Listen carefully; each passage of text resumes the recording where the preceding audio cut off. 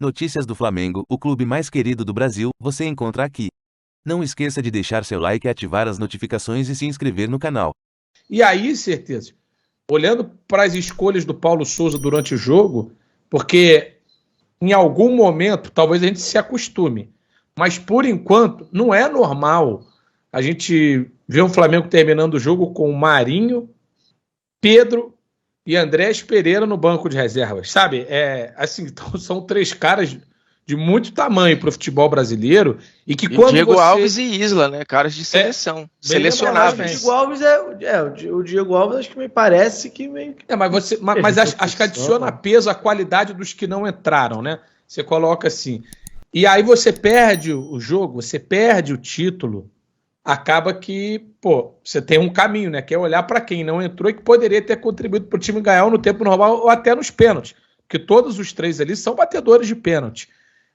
Que você acha dessa repercussão negativa também que está dando o fato do Paulo Souza não ter colocado nenhum dos três ontem? Cara, eu não sei se ele tá testando ainda, que se ele encarou essa Supercopa não com o peso de um título, ou se foi algo... Não, vamos tatear aqui o elenco, porque de fato no Carioca ele tem feito muitos testes, né?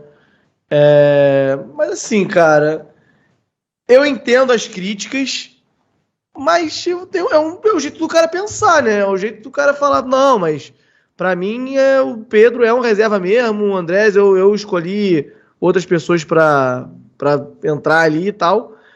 Mas assim, é complicado falar, porque de um lado tem essa competição é muito importante, vale um troféu, é um clássico do futebol brasileiro e tudo mais. Do outro estamos no início de temporada e o cara tá testando ainda o elenco, não sei o que lá. Mas eu te pergunto o seguinte, Pedro, Marinho, Andréas, o time A do Flamengo, tá? O time A. E aí quando eu falo do time A, tô falando só dos 11 que entram, não. Dos 11 e daquelas 3 substituições mais fortes que o técnico vai fazer ao longo da temporada, sabe? Aqueles 3 reservas mais utilizados. Na teoria, isso também não está pronto, isso também não está ensaiado. Por que não usar esse jogo como mais um teste para o time A, vou colocar assim? Mas porque quem te garante que eles 3 estão no time A? Na nossa então, cabeça, sim. Aí o questionamento se amplia. Na nossa cabeça, sim, mas na cabeça do cara pode ser que não. E aí, eu acho que é uma decisão errada, mas eu acho que se ele tiver uns princípios e uma filosofia e ele tá seguindo ela, vai fazer o quê? Tem que fazer, né? Então, eu acho que... assim, eu até acho, de verdade, que ao longo da temporada, o Marinho, por exemplo, vai estar nesse time A. O Pedro, por exemplo, vai estar no time A. O Andrés Pereira também. Tem um jogo ontem dava pro Pedro ter jogado, hein? Tá, mas vários jogos dá pro Pedro ter jogado. Em determinado momento, era inexplicável, inclusive, o Gabriel tá em campo. Aí depois ele explicou por quê. Porque sobrou uma bola lá e ele meteu dentro. Mas assim, era jogo... E ele bate pênalti também, né? O Gabigol. Tem essa... Mais ou menos, né?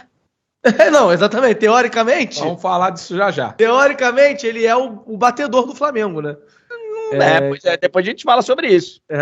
Mas enfim, eu acho que se seguir a filosofia do cara, acho que tem uma coisa a ser seguida. Eu acho errado, de fato, eu acho errado. Se a gente for na prática, assim, certeza, vamos lá, qual foi do time titular? Ele fez 2 mudanças mais relevantes, uma que se esperava, né? O Rodinei tomou a titularidade, mas acho que o Isla não ser mais titular também não tem torcedor reclamando. Podia ser o Mateuzinho, podia, o Rodinei fez uma boa final. A mudança mais sentida, talvez seja o João Gomes no Andrés. Ele fez uma grande final. Então, acho que no time ideal, pouca coisa mudou. Nas substituições, acho que a gente pode questionar, porque, por exemplo, o Lázaro entrou muito bem, mas muito bem. Ele deu assistência, ele jogou demais, tá? Ele jogou bem, bateu pênalti com personalidade bizarra. E aí essa é uma que acho que a gente fala menos. A ausência do Pedro, acho que talvez mais compreensível. Porque aí sai o Bruno Henrique e entra o Diego, né? Por exemplo, quando ele tira o Bruno Henrique, ele bota o Diego, que aí é uma substituição não natural do ponto de vista da característica do jogador, porque ele tinha alternativa próxima. Aí jogou o Arrascaeta lá pro canto, mas aí deixou o time mais lento. Acho que aí talvez é uma que você pode... Vale frisar que ele ama o Diego também. É um amor pelo Diego que é loucura também, o Paulo Souza. Não é só ele, né? Quem passa no Flamengo nos últimos anos. O Rogério acho que conseguiu lapidar a melhor versão do Diego, se bobear. Rogério Ceni, recentemente, né, e tal. Mas enfim, eu acho que é brigar, assim, é procurar pelo em ovo, assim, sabe? A gente fazer o cara que tá aí errar a gente sugerir que essa aqui o desfecho tinha sido diferente. Do jeito que foi desenhado o jogo, o Flamengo ficou a 4 vezes na bola do título, né? Eu vou olhar aqui assim, ó, porque e aí chegou a virar o jogo. Então, seria no lugar do Lázaro alguém, no lugar do Vitinho, no lugar do Diego e do Léo Pereira, né? Seriam esses aí. O Mateuzinho também. Mete uma bola. Mateuzinho também. Sensacional, né?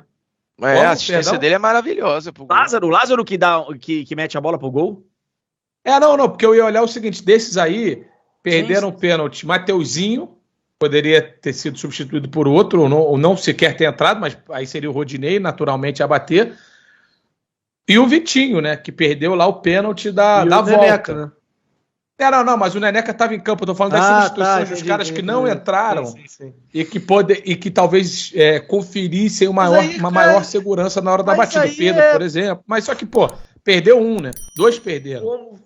Sei lá, mano, cobrar isso tudo do cara porque eu perdi o pênalti, sei lá. Até porque assim, se a gente olhar, Formiga, olhando as substituições também, as substituições do Galo, o Eduardo Vargas entrou competitivo pra caramba no jogo. O Ademir também. Então, assim, são 2 times que mostraram mais uma vez a qualidade do que eles têm do lado de fora, né? Quando não estão em campo, tem alternativas para fortalecer o time que está lá dentro, né? E participaram do gol, inclusive, né? Todos os dois.